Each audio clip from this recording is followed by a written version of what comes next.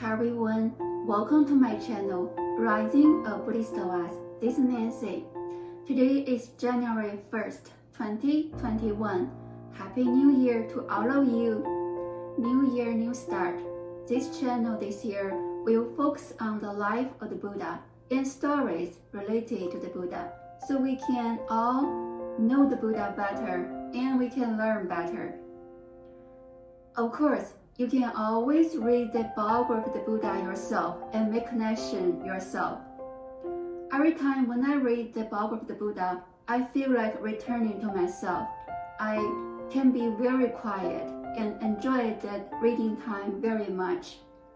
Today, I'm going to share with you the conversation between the Buddha and his only son, Rahula. Rahula was the only child of Prince Siddhartha and Princess Yashodhara. History is full of uncertainties. Some said that Prince Siddhartha renounced his royal family before Rahula was born, and some that Prince Siddhartha renounced his royal family several months after Rahula was born. But anyway, after Buddha was enlightened, he first mainly preached in the ancient kingdom of Magadha, which was far away from his own country, Kapilavastu, until one day he was invited back. When he stayed in Kapilavastu, he preached to the people there. During that time, many people, including some princes of the royal family, joined the Sangha. And also, his son Rahula became a novice in the Sangha.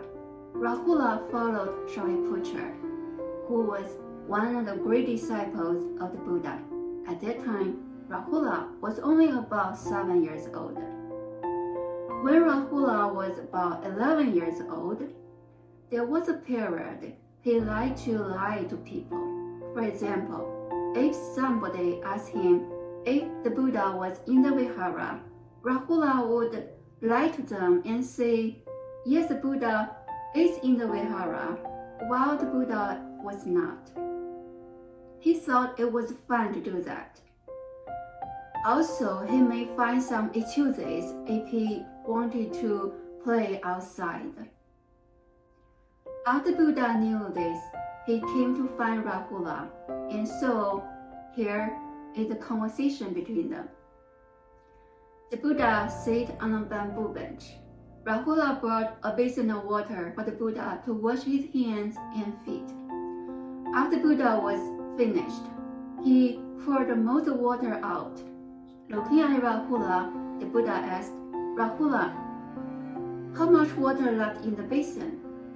Rahula answered, not much left.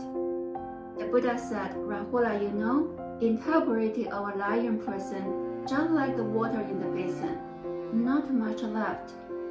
Rahula lowered his head and was silent. The Buddha poured all the water in the basin out, and then he asked, Rahula, did you see how I emptied the basin? Rahula said, yes, I saw it. The Buddha said, you know, Rahula, if people continue to lie, their integrity will be just like the water in the basin, will be completely lost. The Buddha turned the basin over, and then he asked Rahula, Rahula, did you see how the basin was turned over? Rahula said, yes, I saw it. The Buddha said, if we don't practice right speech, we will be like this water basin, become upside down. We cannot lie even when we try to make a joke.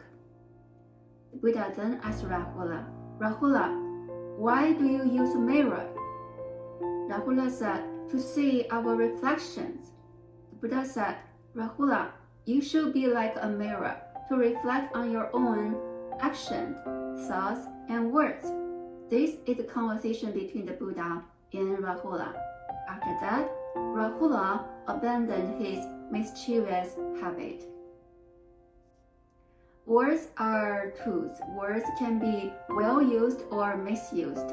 Honest and kindly spoken words can help people understand each other and strengthen the connections, while dishonest words like Pharisees can lead to long-term contradictions, friction, and even conflicts.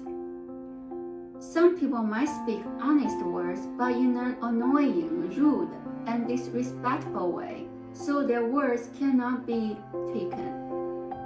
On the other hand, some people might speak very nice words, but not honest. We can all learn from the Buddha, speak the truth in an acceptable way. With compassion and wisdom in the heart, we can all practice right speech. Amitabha, this is today's Dharma talk. Be mindful of the way we talk and be honest. Thank you everyone for being here watching this video. I wish you all a peaceful and prosperous New Year. I'll see you next time. Bye.